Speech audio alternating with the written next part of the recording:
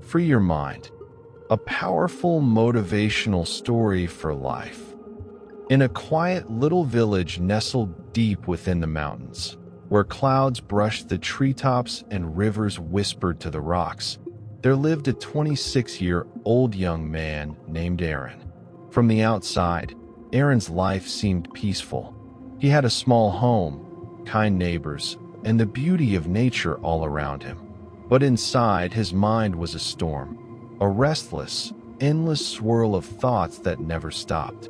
Every morning, he woke up tired, not because his body was weary, but because his mind never rested. He thought about the mistakes of his past and worried about what the future might bring.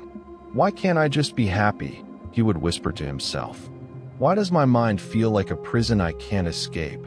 He tried everything, working harder, helping others, even distracting himself, but nothing brought him peace.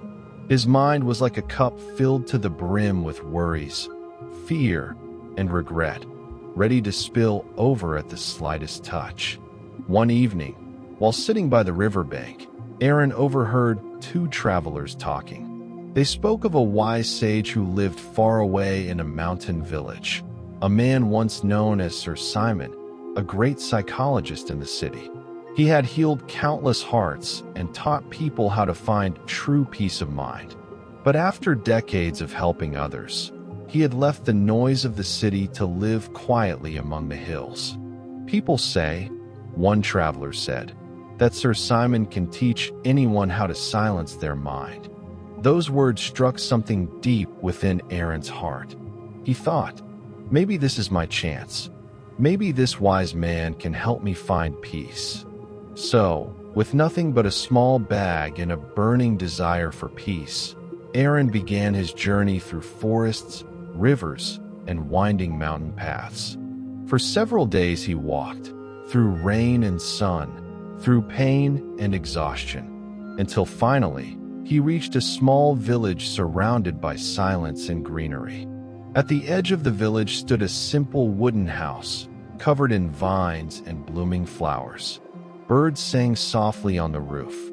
There, sitting calmly on the porch, was Sir Simon, an old man with silver hair, closed eyes, and a smile so peaceful that it felt like the world itself was resting upon his breath. Arin approached quietly and said, "Doctor, I have traveled a long way to find you. My mind is restless. I cannot stop thinking. I cannot find peace. Please help me." The old man slowly opened his eyes. His gaze was calm and kind, as if he could see directly into Arin's heart. "You seek peace," he said softly. "Then come with me, and I'll give you a small task."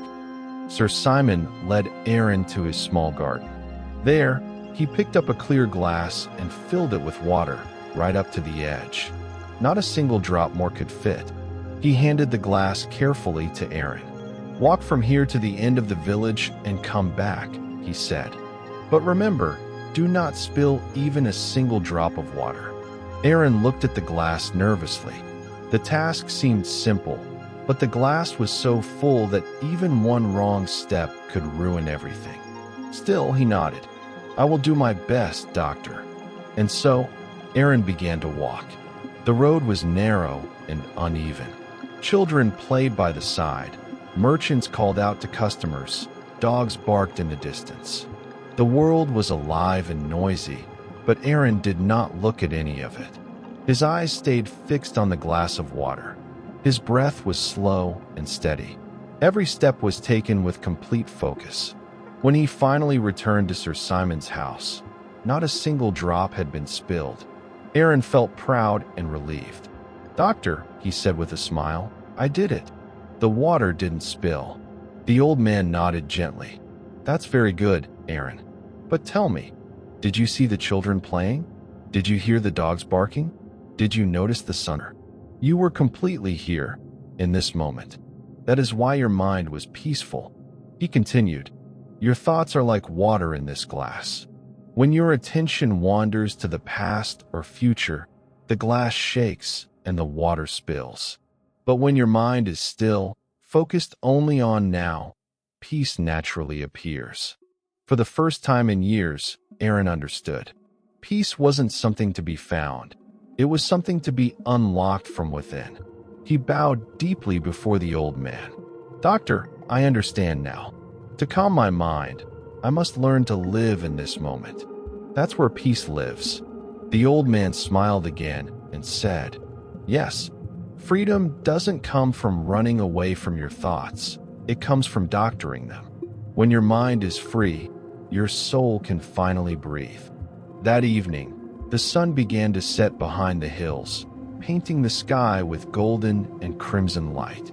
The birds returned to their nests, and the world seemed to hum in gentle harmony. Arin began his walk back home, but something was different now.